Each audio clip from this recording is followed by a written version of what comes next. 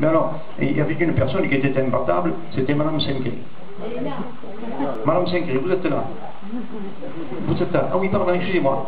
Il paraît que vous arriviez à faire 12 crêpes à la fois. Est-ce vrai? D'accord.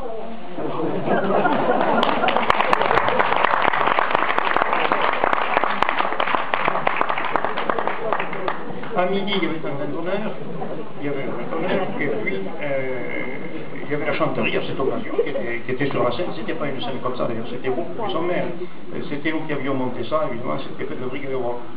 Et puis il y avait des mouvements de gym par l'ensemble des grands élèves et des élèves des écoles, c'est-à-dire le CM1, CM2, et qui venaient et qui étaient commandés par Aris Mendy, qui avait une voix forte.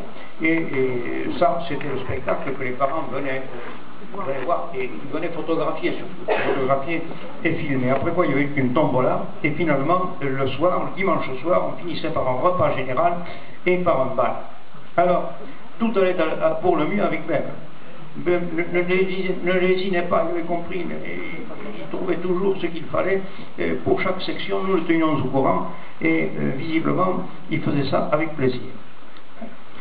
Au point que tout allait si bien et que notre association gonflait beaucoup, gonflait de ces différentes sections. Vous les avez là dans des panneaux qui sont là. Nous avons dépassé 10 sections ainsi, et nous avons eu 1000 adhérents. Il y a eu un moment où nous avions 1000 adhérents. Alors, nous allons en profiter pour intervenir dans la campagne électorale. À intervenir par le discours, par des campagnes, par les journaux, et par dire aux électeurs qui avait soutenu l'école privée, qui avait donné de l'argent à l'école privée. Alors, il y avait Raphaël Leigh, il y avait Fourcade, et Raphaël Leigh, député, Fourcade qui était député, et puis il y avait la Pérusse. Alors, la presse a donné effectivement tous les communiqués que nous avions à ce sujet, et nous avons envoyé au tapis Raphaël Leigh. C'était pas simple, parce que c'était quand même quelqu'un qui était bien placé. Raphaël Leigh et Fourcade.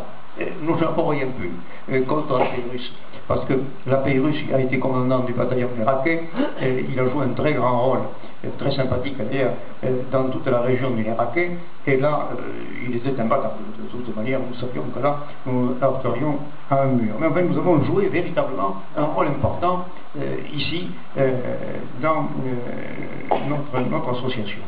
Et puis, vous disiez, en 1963, les enfants de Carmont. Effectivement, nous avions reçu, au début de 1963, un mois avant Pâques, nous avions reçu une lettre qui nous était arrivée par le canal de la Fédération, et des gens de Carmont qui cherchaient, il y avait une association qui s'était constituée, et qui cherchait à placer des enfants en dehors de cette atmosphère de grève qui est extrêmement désagréable, et à les placer pendant les 15 jours de vacances de Pâques. Et nous étions portés, acheteurs en quelque sorte, nous avions donné le nom de l'amicale laïque. Et nous avons eu un certain nombre d'enfants, il y a eu une dizaine d'enfants qui sont arrivés. Et il y avait beaucoup plus de demandes. Il faut dire que nous avions des demandes, et nous avions des demandes qui ne venaient pas seulement de la part de gens relativement pauvres. Comme cela nous paraissait d'aller de soi. Nous avons eu des gens qui étaient véritablement d'une bourgeoisie aisée, qui ont pris des enfants, qui ont pris un enfant, puisque c'était un parent. Et alors nous sommes donc allés attendre nos enfants à la Fédération, nous les avons amenés ici, nous les avons répartis chez les gens qui avaient accepté de les prendre, et c'est ce dont vous parliez, tout à l'heure, qui vous avait frappé quand vous étiez bambin. Voilà. Alors, c'est bon rapport avec BEM dont on continuait, et c'est lui qui a acheté cette pièce, qui a acheté ce préau, pour en faire un préau du centre aéré, puisque il y avait un centre aéré qui ne cessait pas de se développer, mais quand il pleuvait, on ne savait plus que faire des enfants. Alors il y avait bien un barnum, mais c'était pas pratique.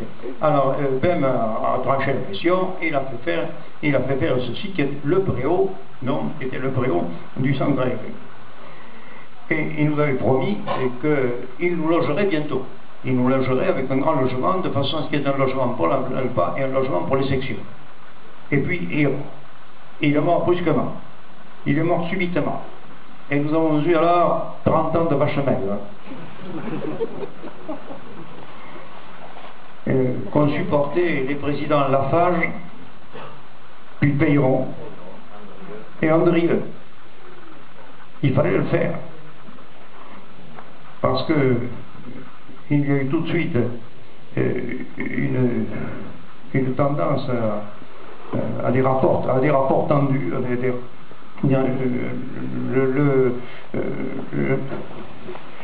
ici, le centre aéré, le nouveau maire a estimé qu'il fallait une commission mixte parce qu'il fallait qu'il s'en occupe.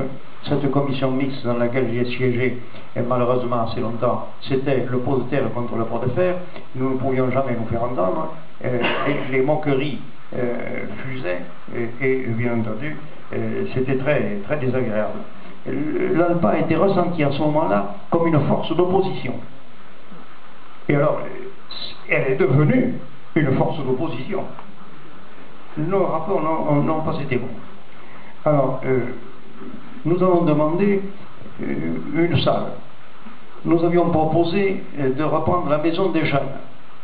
La maison des jeunes qui était en Rubem, là, au début de la Rubem, qui était en mauvais état. Alors on s'était chargé de la remonter et de s'en occuper. Ah mais il n'en était pas question, vous êtes fous, la maison des jeunes, non, pas du tout. Bon, alors la maison des jeunes a été tout de suite occupée. Alors nous avons demandé ensuite un studio qui était libre à l'école de Ganay.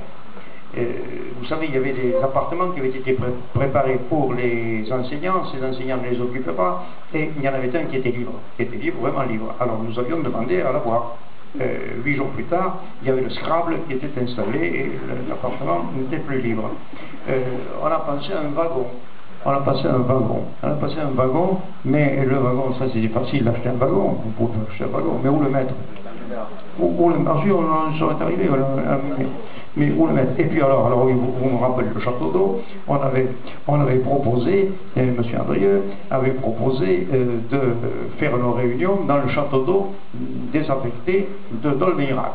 Alors je ne sais pas si le maire a craint de voir en grosses lettres ALPA dominant la cité du passage, et en particulier le village de Dolbeirac, mais quelques jours plus tard, le château d'eau était en démolition.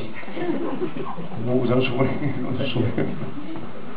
Bon, alors, nous avons fêté le bicentenaire de la commune avec M.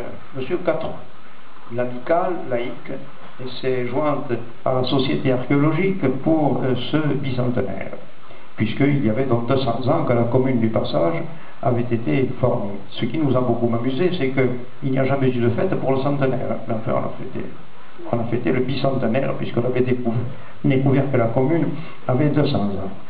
Et le maire nous a demandé de venir, M. Catron et moi. Et nous sommes arrivés tous les deux avec nos dossiers qui racontaient l'histoire du passage, en particulier, qui est intéressante. Et je ne vais pas vous la raconter ici, mais enfin, ce qui était intéressant, c'est de savoir que le Rieux-Mort a longtemps servi de frontière entre tout ce qui était Bordeaux et tout ce qui était Toulouse. C'était quand même intéressant, il y avait quand même des choses intéressantes là-dedans. Alors nous sommes arrivés avec nos dossiers, et il y avait d'autres personnes qui étaient là. Et nous avons essayé de parler un peu. Alors, qu'est-ce qu'on va manger? Qu'est-ce qu'on va faire? On dit, ah ben, il y a quelqu'un qui a lancé un cochon, on va faire. Ah oui, a dit le maire, un cochon. Ah, un cochon. Alors on a compté, mais un cochon ne suffit pas, il nous faut 2 cochons. Et on a calculé la quantité de saucisses qu'il fallait, la quantité de jambon qu'on allait tirer, combien de personnes pourraient manger. Bon, M. Catron et moi, nous avons repris nos dossiers et nous sommes repartis et nous avons fait une réunion qui a eu son succès à l'école de Ganay. Enfin, je voudrais finir par ce qui s'est passé le 28 février 2004. Le 28 février 2004, alors là, c'est pour nous un grand événement. Figurez-vous que nous avons été convoqués au centre culturel et qu'on nous a remis la clé